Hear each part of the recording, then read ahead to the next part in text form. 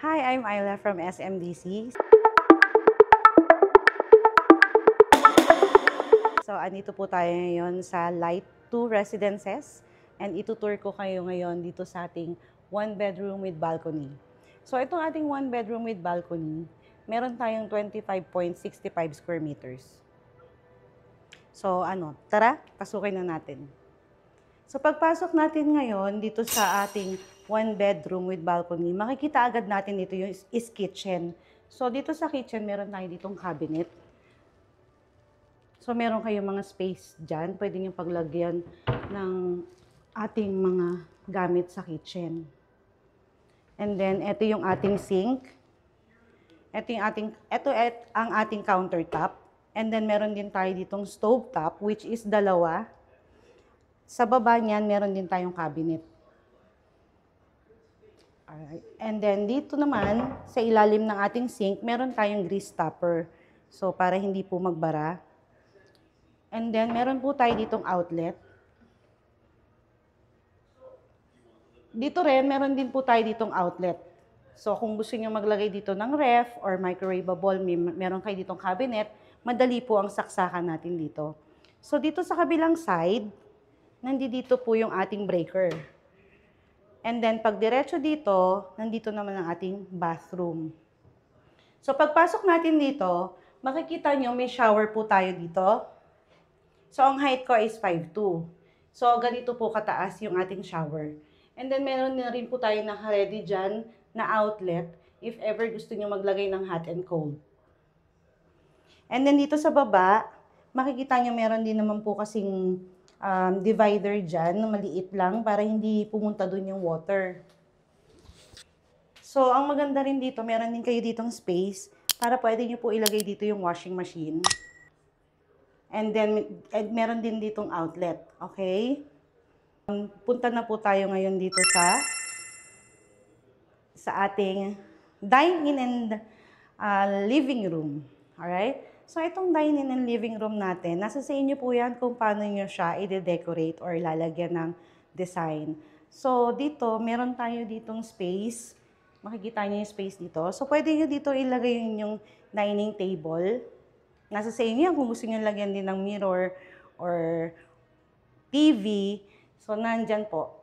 Kayo na bahalang mag-decorate niyan. And then, nandito rin, madami din tayong outlet dyan. Kaya hindi kayo mahihirapan maghanap ng mga saksakan. So, pagdating naman dito sa kabilang side, pwede kayo dito maglagay ng couch nyo. So, nandito, meron din po tayong outlet dito. Ito yung ating switch ng light. And then, meron din tayong sprinkle dyan. Alright? So, ito yung ating bedroom. So, mapapansin nyo, open po yan. Kasi once na naka-open yan, pag meron kayong aircon dito sa loob ng room, pwede nyo na rin masakop ang buong unit na naka-aircon as centralized po. And then, makakasave pa kayo. So, tara, pasok tayo dito sa room. So, pagpasok natin dito sa room, malaki din naman po yung space niya. So, malaki din yung mga tiles niya. So, makikita nyo, once na nandito po kayo sa room, pwede kayo maglagay dito ng bed, or pwede rin naman kayo maglagay ng double deck, or pwede po kayo dito maglagay ng table, or built-in cabinet. May space pa po tayo dito. So, ganito po siya kalawak. So, kung ditipahin ko siya, siguro mga dalawat kalahati, or dalawang dipa. Yan po ang ating measurement dyan. So, pwede kayo maglagay ng built-in cabinet dyan. Pwede nyo rin namang lagyan dito ng table. So, yun po yung idea na pwede natin ma-share sa inyo. And then, pagdating naman po natin dito sa kabilang side na to, ito po yung ating wall papunta dito sa ating balcony. So, eto, makikita nyo, glass po yan. So, pwede kayo maglagay dyan ng mga Venetian blind. Or pwede din naman kayong curtain para makikita nyo dito yung view. Ito po yung ating balcony.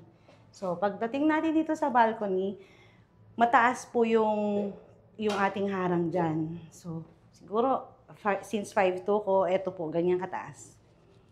Para sa safety na rin po. So, pagdating natin dito sa balcony, ito yung view nyo. So, meron dito tayong may mga amenities na makikita nyo yung view.